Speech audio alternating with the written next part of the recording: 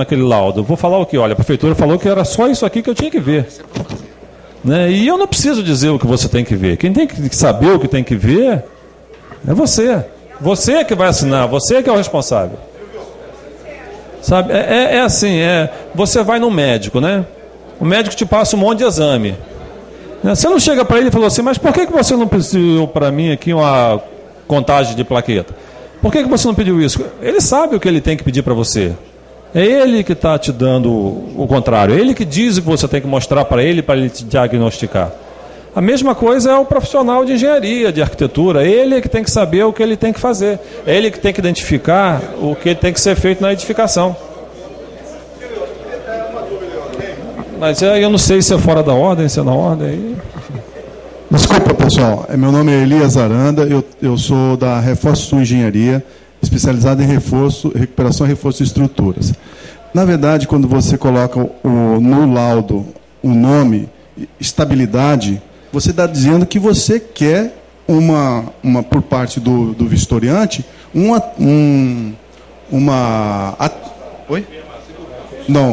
afirmação de que o prédio é estável. Isso. Aí eu pergunto para o Veronese, como é que a gente vê a estabilidade do prédio? Fazendo uma reavaliação total do prédio, né? Não, peraí. Isso não é nível 1. Isso que o laudo propõe? Vamos esclarecer. O que eu respondi sobre nível, eu não sei que nível que vai ser essa vistoria para você poder afirmar isso que você tem que afirmar. No nome do laudo já está lá, estabilidade. Estabilidade é estabilidade. Quer dizer o quê? Quer dizer o que você imaginar que você tiver que examinar para declarar que aquilo é estável. Sim, para você é o seguinte, olha só, eu chego num prédio e falo assim, eu não conheço esse prédio aqui. Né? Eu nunca vi nesse prédio antes. Sim. O senhor tem a planta de estrutura? Mas não tenho. Não tenho. Então, olha só, eu vou escrever aqui no meu laudo que o responsável deve providenciar uma planta de estrutura. Escrevi no meu laudo.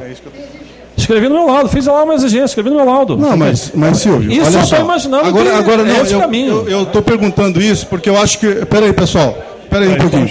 Eu estou perguntando isso, Silvio Veronese, que eu acho que isso aí é de extrema importância para nós. Agora eu te pergunto o seguinte, usando aquele vídeo que você colocou ali da marquise caindo, nós não temos condições de chegar, olhar o prédio e afirmar que aquela varanda não cairia. Por quê? Sim. Porque aquilo ali pode ser uma deficiência estrutural e não uma patologia. Patologia, como disse o nosso ilustre amigo aqui, colega, a gente observa. Não, tá certo. A deficiência a gente não consegue. Então, visualmente, como o Veronese disse, eu posso... está aqui, tá bonito. Mas eu não consigo verificar como é que está a estabilidade dela. Como eu consigo verificar a estabilidade dela? Primeiro, fazendo o recálculo, verificando o original, que foi executado por um outro engenheiro calculista. E depois, fazendo a inspeção local. Sim, mas aí, isso, olha só. Deixa eu só fazer uma parte que é para a gente abreviar esse assunto. Vamos abreviar. Obrigado, pessoal. Só complementando. Além disso, eu imagino que nem assim, talvez, se a gente chegasse lá no final, você pudesse afirmar qualquer coisa. Sabe por quê? Porque você pode conhecer o cálculo, você pode conferir o cálculo, mas você não executou. Você não estava lá quando o cara vibrou ou não aquele concreto. Você não executou a obra. Então, isso tudo vocês vão ter que ultrapassar na prática. Só um momento, olha só. Deixa eu explicar aqui com relação ao seguinte, olha só. Eu vou responder a indagação dele e depois vou provocar também o Silvio, que eu também vou fazer uma pergunta para ele. Então, olha só, com relação à credibilidade que eu falei das construções, na cidade do Rio de Janeiro, no Brasil, os prédios, as edificações são respeitadas normas técnicas, que tudo é elaborado sob a responsabilidade de um profissional. Normalmente, o profissional responsável, que tem a licença junto à prefeitura, ele é um engenheiro ou um arquiteto. Isso é pacífico perante os conselhos, tá certo? Corresponsáveis são pessoas, por exemplo, o elevador. Ah, é fulano de tal. Corpo de bombeiro pode ser um arquiteto, pode ser um engenheiro de segurança, pode ser uma série de coisas. Isso está descrito lá no CREA. Ele é que regula a competência, assim como o meu órgão é regulada a competência dele por quem? Pelo prefeito. Ele decreta e diz, ó, você vai fazer isso, você não vai cuidar de árvore nem de calçada, você vai cuidar de problema estrutural especificamente. Então o que acontece? Quando você vistoria um imóvel e vai constatar se existe ou não indício, veja bem, eu estou falando de indício. Quando você diz assim, olha só, eu fui ver uma marquise, mas aí eu pergunto para você, a marquise estava boa, estava ruim?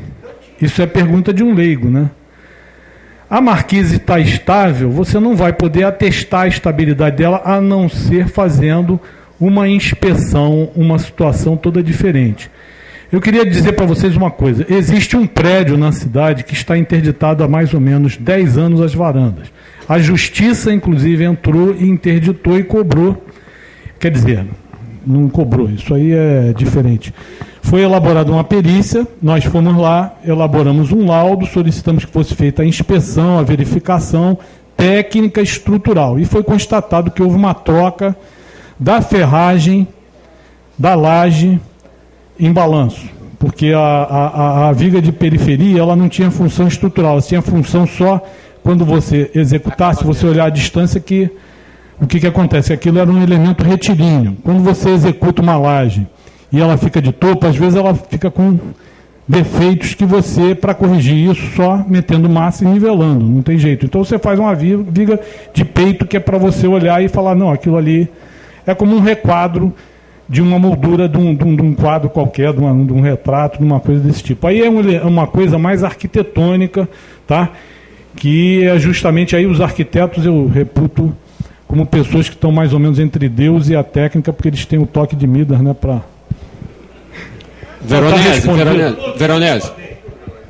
Veronese, Luiz Fernando do IEL, eu queria fazer a pergunta para o Veronese. Em concordância aqui com o nosso colega da Reforce Sul, nesse aspecto, eu notei uma coisa. A lei, ela fala atestar, usa o verbo atestar. E você mesmo, você acabou de falar, e minutos atrás você chegou e falou, bom, eu numa inspeção, eu vou olhar aquele pilar, aparentemente, eu não estou vendo nada. Então fica uma contradição. Eu não posso, nem devo, por questões de cautela, por mais que eu faça uma inspeção criteriosa, atestar uma estabilidade de uma estrutura. Eu posso dizer, como você mesmo falou agora, que eu não observei indícios de qualquer problema. Mas isso, aí eu quero saber, como é que fica a situação? Obrigado, é só isso. Isso. Você pode fazer o seguinte, olha só. Assim como o termo adequado, o que é o termo adequado? Ele não é um termo técnico, é um termo mais gramático, né, da situação. Entenda bem uma coisa. O adequado aqui, que o legislador, né, quis adequar, vamos dizer assim, o que é? É você responder o seguinte, olha só, essa edificação, ela não oferece grau de risco que não seja o grau de risco 0 para o uso e a habitabilidade. Isso é um atestado de que você fez uma vistoria. O nível de vistoria está bem descrito, inclusive o Instituto de Engenharia Legal que me ensinou isso, que é o quê? É uma coisa que a vista vê. Você tem uma relação simples com o objeto, olha só. Você é um pilar de tantos de diâmetro, tal. Não fui eu que construí você, mas você aqui está inteiro e aparentemente... Agora eu vou citar um caso. Não, olha só. Peraí. Eu vou colocar uma situação, uma realidade. Eu gosto de apresentar a realidade fática para vocês entenderem qual é a dimensão do problema. Vou citar aqui uma lei que contraria até a nossa ação, vamos dizer, a lei do puxadinho. Você tem um imóvel no Recreio dos Bandeirantes, isso é verdade. Eu não vou dizer qual é o imóvel, mas tem uma colega aqui que até estava aqui, ela está lá. Ó. Ela presenciou isso. O camarada foi e construiu lá o puxadinho. Aí eu fui para fazer o laudo de contrapartida, que não tem nada a ver com estrutura. Chegando lá, foi um carnaval de trincamentos, entendeu? A coisa já estava colapsando. A viga devia ter já uns 5, 6 centímetros que tinha envergado, tinha todo tipo de deformação, que o Rubens lá é professor em mostrar as trincas. Bom, tudo bem. O que acontece? Vejam só o grau de desconhecimento do cidadão. Ele simplesmente disse, quem é esse cara que está aí com você, o Rose? Foi a Rose lá. A Rose foi fazer, ela foi fazer a planta de contrapartida e acompanhou a vistoria, porque ela era responsável pela planta e estava assinando um troço, que depois ela tomou conhecimento que o cara que fez a obra é que era o responsável. Conclusão, nós fizemos o levantamento do técnico, ele tinha 30 obras, tinha mais um laudo de responsabilidade dele, teve que reforçar o prédio. Foi reforçado, levou 1 ano para concluir o processo, agora vai iniciar o processo de regularização dessa situação. Agora eu vou dizer para você, por exemplo, o prédio tem o acesso, né, com a garagem, que é o que comumente tem no Recreio, quando não tem subsolo, 2 pavimentos e uma cobertura. Aí o cara vai e me constrói mais triplex, ele faz um triplex. Ele não está satisfeito com a cobertura dele só para ele ampliar ali naquele nível. Aí você chega e diz assim, bom, o Abílio estava até aqui falando, porque o RGI e tal, aí o RGI diz assim, você tem direito à laje de cobertura.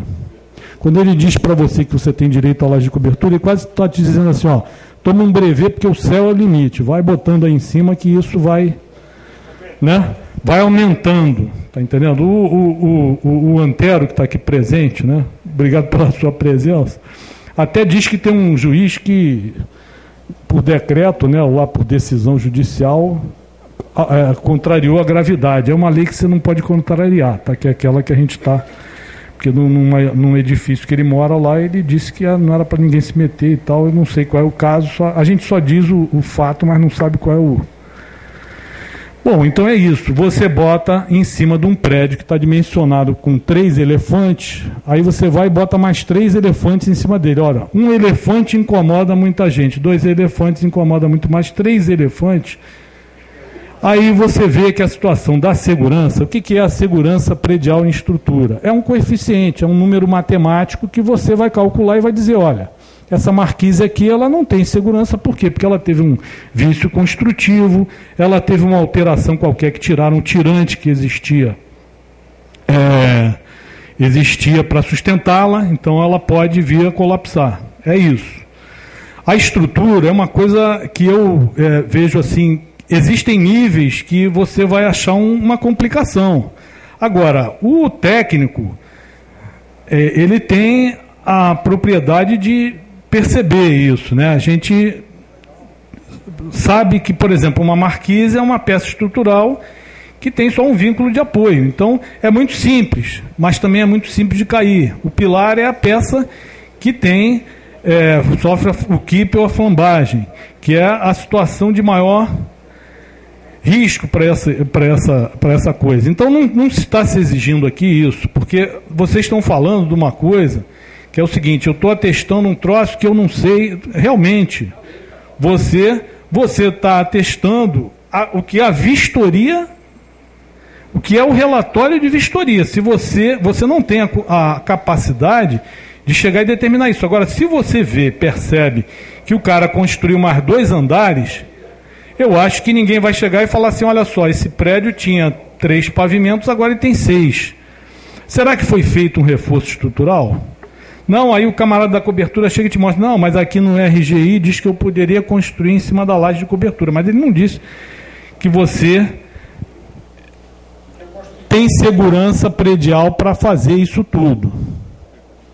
Isso não é competência do RGI, nem do advogado, nem de ninguém, isso é uma competência exclusiva de técnicos que têm a capacidade para dizer isso, entendeu? Então, a gente não pode traduzir um fato e generalizar ele, entendeu? A gente tem que caracterizar qual é o fato.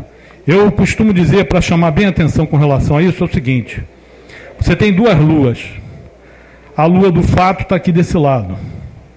Quando eu olho para a lua do fato, eu olho para o outro lado e encontro a sombra, que é a lei. A lei está aqui. Então eu tenho que olhar o fato e olhar a lei. Se o fato tipifica aquela lei, eu vou fazer o quê? Eu vou aplicar a lei em cima daquela situação. Que não é, por exemplo, você fez um laudo, amanhã o prédio desaba porque o sujeito foi lá e cortou a coluna, claro que vai ser uma situação que o profissional vai chegar e dizer, olha, não, quando eu verifiquei isso, estava íntegro. O cara meteu a faca. Aí entra a questão da estabilidade. Isso. Porque, olha só, a gente tem que exemplificar, eu acho que é interessante que são as pessoas que estão lá diretamente fazendo esse negócio. Por exemplo, vocês imaginem se um de nós tivesse ido fazer uma vistoria naquele prédio que caiu ali.